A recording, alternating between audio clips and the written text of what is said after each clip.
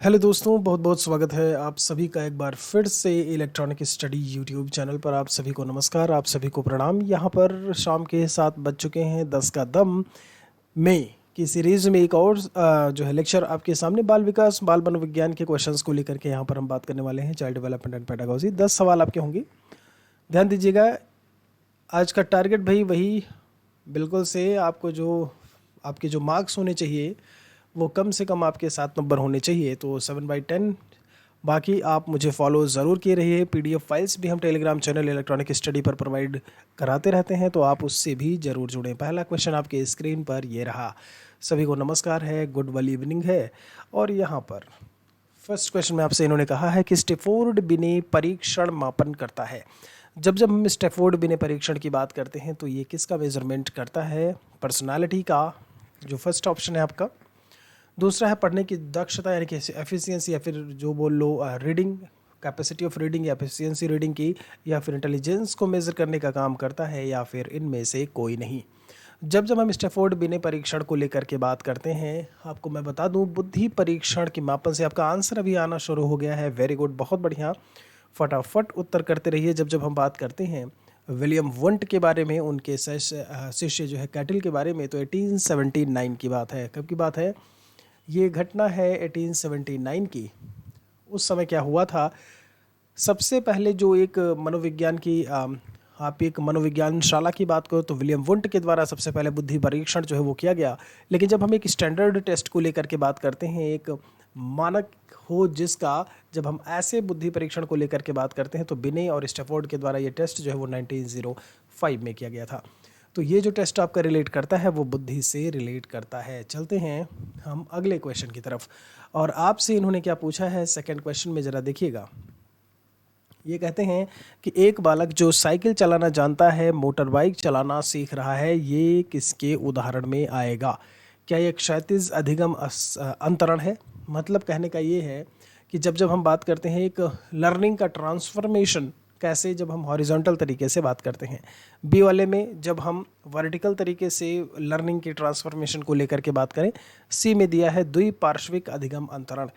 तो आपको बताना है, यहाँ पर उत्तर भी आने शुरू हो गए हैं। Very good. जब जब हम बात करते हैं दोस्तों एक बालक जो कि साइकिल चलाना जानता है, तो कहने का मतलब ये है कि पहले वो, आप ये समझ लो कि छोटे पेड़ पर चढ़ना जानता था, फिर बड़े बड़े पेड़ पर चढ़ने लगा है। बिल्कुल वैसे ही है कि अभी वो साइकिल चला रहा है, फिर वो बाइक चलाने लगा। दैट मीन्स यहाँ यहाँ से वो कहाँ पहुँच गया? ऊपर की तरफ। तो हम इससे ऊर्ध्व अधिगम अंतरण में शामिल करेंगे, ध्यान रखिएगा। क्योंकि हम क्या है, ऑब्वियसली मोटर बाइक जो है वो साइकिल से ऊपर ही आएगी। आप समझ रहे हो कि नहीं? तो जब जब हम बात करते हैं, अच्छा वहीं पर जब हम क्षैतिज अधिगम को लेकर के बात करें, आपका बिल्कुल सवाल यहाँ पर होगा जी। तो क्षैतिज में क्या होता है, जैसे मान लीजिए कि हमने कोई भी चीज़ कही कि हमने हिंदी भाषा में पढ़ना सीखा, और उस पढ़ने को हम यूज़ में लेकर के आ रहे हैं किसी उसी एक सब्जेक्ट में जो उसी कक्षा में दिया हुआ है। आप समझ रहे हैं कि नहीं?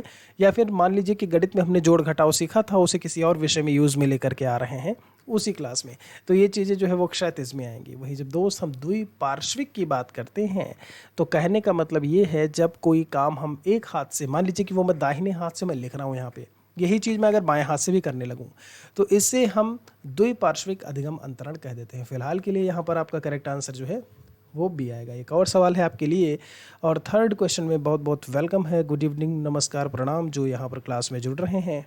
डेली हम आपसे शाम को 7 बजे मिलते हैं। ये कहते हैं कि कौन सा अधिगम के पठार का कारण नहीं है?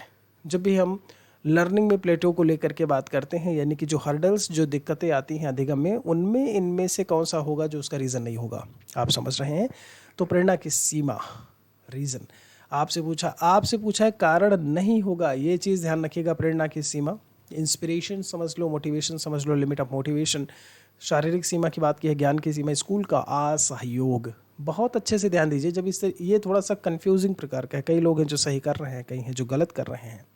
आप देखिए क्वेश्चन में आपसे क्या पूछा है, नहीं होगा पूछा है ना। सहयोग करना किसी का, अगर मैं अब ये कहूँ कि मैं किसी का सहयोग कर रहा हूँ तो ये अच्छी बात होती है, और अगर मैं किसी का सहयोग नहीं कर रहा हूँ यानी असहयोग, तो ये गलत बात है ना, ये सही नहीं है।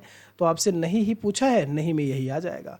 करेक्ट आंसर आपका डी हो जाएगा। समझ रहे हो कि नहीं? बाकी चीज़ें जो है कारणों में शामिल हैं, लेकिन जब जब हम बात करते हैं स्कूल का सहयोग, तो उसमें कारणों में शामिल नहीं होगा। एक और सवाल यहाँ पर, एक लर्निंग कर्व जो है दिया हुआ है, इसके पहले भी मैंने आपको बताया हुआ है कि मान लीजिए आपने इतना एफर्ट किया तो आपने इतना सीखा, इतने एफर्ट में आप यहाँ पर पहुँच गए। फिर एक समय ऐसा आता है, कोई भी व्यक्तिगत, पारिवारिक, शारीरिक, सामाजिक किन्हीं कारणों से आपके पढ़ाई में बाधा आ जाती है।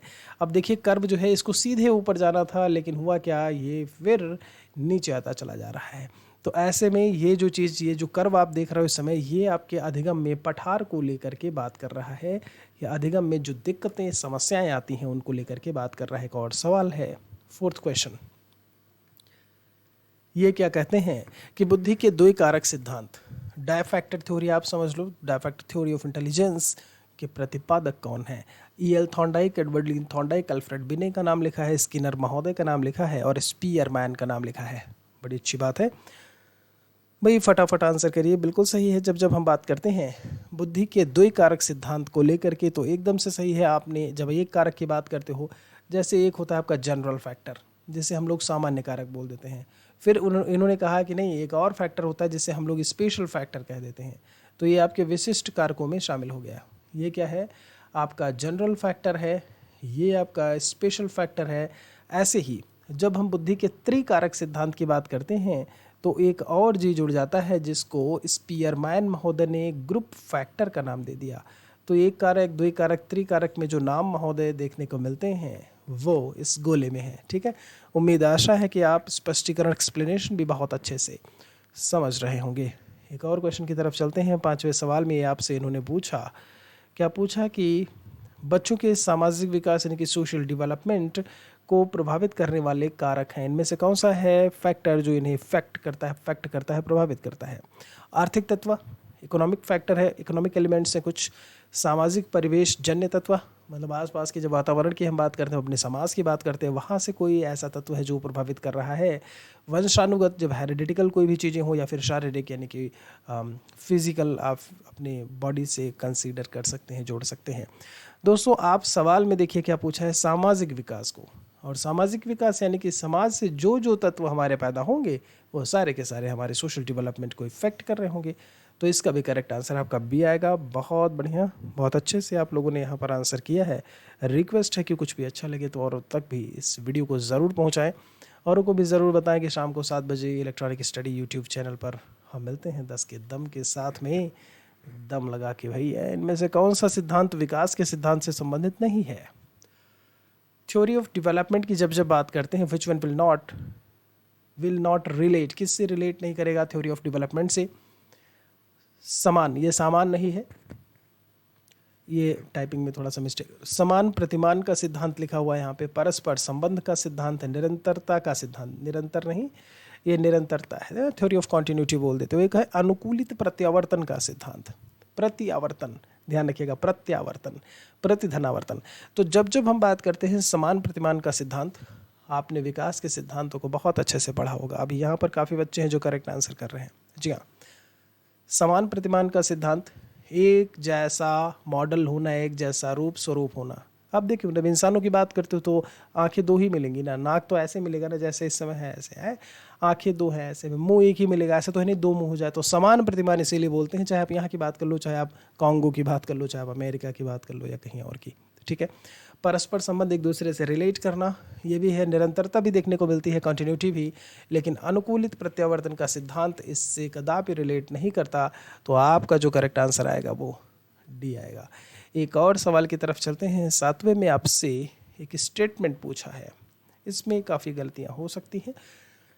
स्टेटमेंट क्या है कि विकास के फलतः नवीन विशेषताएं व नवीन योग्यताएं प्रकट होती हैं। मीन टू से, अब स्टेटमेंट किसका है?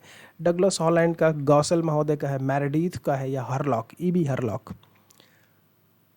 स्टेटमेंट में समझ लेते हैं विकास के फलतः नवीन विशेषताएं, मतलब आपका अगर डेवलपमेंट होता है तो आप में नई नई कैरेक्टरिस्टिक्स, नई नई कैपेबिलिटी, एफिशिएंसीज जो है वो डेवलप होती हैं, देखने को मिलती हैं। होता है कि नहीं है? जैसे जैसे आप बढ़ते जाते हो, है। तो जब जब हम बात करते हैं स्टेटमेंट को लेकर के, आंसर देना आपने शुरू कर दिया है। काफ़ी बच्चे हैं जो सही कर रहे हैं, काफ़ी हैं जो गलतियाँ हो रही हैं जिनसे। तो विकास के फलतः नवीन विशेषताएं, योग्यता, ये वो सारी चीज़ें जो है वो ईबी हरलॉक महोदय के द्वारा बताई गई हैं। कि किसके? EB Hurlock.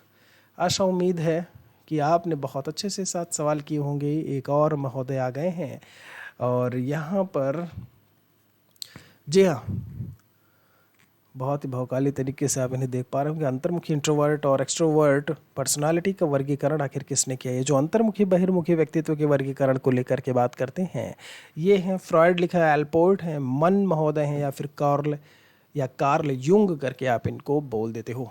आपने बहुत बार, वेरी गुड, फटाफट आंसर। जी हाँ, तो जब जब अंतर्मुखी और बहिर्मुखी व्यक्तित्व को लेकर के या किसने वर्गीकरण किया, तो इसमें नाम जो है वो देखने को मिलता है युंग महोदय का। आपने युंग का वर्गीकरण करके देखा होगा। तो ये जो इस समय आप फोटो पिक्चर देख पा रहे हो, ये युंग महोदय का ही है। ठीक है, किसका है? ये युंग महोदय का ही है। एक और सवाल आपसे इन्होंने पूछा है 9 नंबर में, और यह कहते हैं कि मूल प्रवृत्तियों को 14 प्रकार से किसने वर्गीकृत किया है? ये 14 प्रकार की जो मूल प्रवृत्तियां हैं, फंडामेंटल इंस्टिंक्ट करके आप इन्हें बोल देते हो।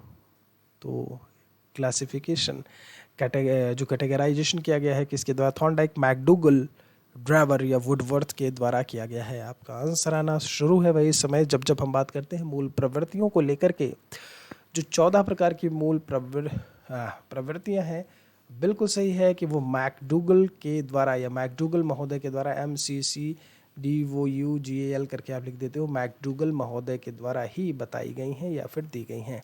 करेक्ट आंसर आपका यहाँ से बी आएगा। एक और सवाल, भी सवाल पर आगे चलने से पहले हमने सोचा कि आपको 14 जो मूल प्रवृत्तियां हैं उनके बारे में बता दिया जाए। तो आप इसका स्क्रीनशॉट ले सकते हैं बहुत अच्छी तरीके से, फटाफट। बाकी मैं आपको एक एक चीज़ें बता दे रहा हूँ। फियर, भय, घृणा, डिस्गस्ट करके है, एंगर है, tender, distress, wonder, hunger, positive self feeling, negative self feeling है, कामुकता है जिसे लस्ट बोलते हैं, लॉनलीनेस यानी एकाकीपन, हाँ जी, तन्हाई बोलते हो जिसे, वही वाला। फिर क्या है आपका? कृति भाव यानी कि क्रिएटिवनेस करके है, अधिकार भावना, फीलिंग ऑफ ऑनरशिप, और आमोद, अम्यूजमेंट, आमोद प्रमोद है ना, खुशी जिसको आप बोलते हो। तो मैकडूगल ने जब जब बात की तो इन्हीं 14 मूल प्रवृत्तियों को लेकर के बात की। एक और सवाल आपसे इन्होंने पूछा, और ये क्या कहते हैं कि बुद्धि का SI मॉडल किसने दिया? SI structure of intelligence model कहते हैं, बुद्धि संरचना का सिद्धांत आप कह लो ऐसे में। SI मॉडल भी बोल देते हैं सीधे सीधे। स्पीयरमैन, ईएल थॉर्नडाइक, बिने महोदय हैं, या फिर JP गिलफोर्ड करके लिखा हुआ है, यानी जॉय पॉल गिलफोर्ड। आंसर आने शुरू हो गए हैं। तो दोस्तों, जब हम बुद्धि के SI मॉडल को लेकर के बात करते हैं, बिल्कुल सही है कि जो भी चीज़ बताई गई यहाँ पर SI मॉडल में, यानी कि स्ट्रक्चर ऑफ इंटेलिजेंस, क्या लिखते हो आप इसे? जो इसका फुल फॉर्म है वो आप चाहें तो नोट कर सकते हैं, स्ट्रक्चर ऑफ इंटेलिजेंस मॉडल। ठीक है, इंटेलिजेंस मॉडल। तो ये जो दिया गया वो जॉय पॉल गिलफोर्ड के द्वारा बताया गया। आपका जो करेक्ट आंसर आएगा वो डी आएगा, बिल्कुल से सही है। तो आशा उम्मीद है कि आपने 7/10, जी हाँ, बहुत अच्छी तरीके से क्वेश्चंस को आपने यहाँ पर सही किया होगा। यहाँ पर जब जब हम बात करते हैं एक आपके क्वेश्चन को लेकर के, तो सवाल में मैंने आपसे बस इतना पूछा है कि दोस्त, जब हम चाइल्डहुड यानी कि बाल्यावस्था की बात करते हैं, तो चाइल्डहुड, बाल्यावस्था की समय सीमा आपको बतानी है। जी हाँ, कि आखिर इसकी समय सीमा कब से कब तक होती है, यही आप कमेंट सेक्शन में लिख दीजिएगा। कितने कुछ सही किए हो आप, वो भी आप ज़रूर बताइएगा। और बहुत बहुत थैंक यू। कुछ अच्छा लगा हो तो औरों तक भी इसे शेयर ज़रूर करें। कल फिर से मिलेंगे शाम को 7:10 के दम में। मेरे लिए कुछ सुझाव है तो वो भी आप कमेंट सेक्शन में ज़रूर लिखें। Thanks for watching.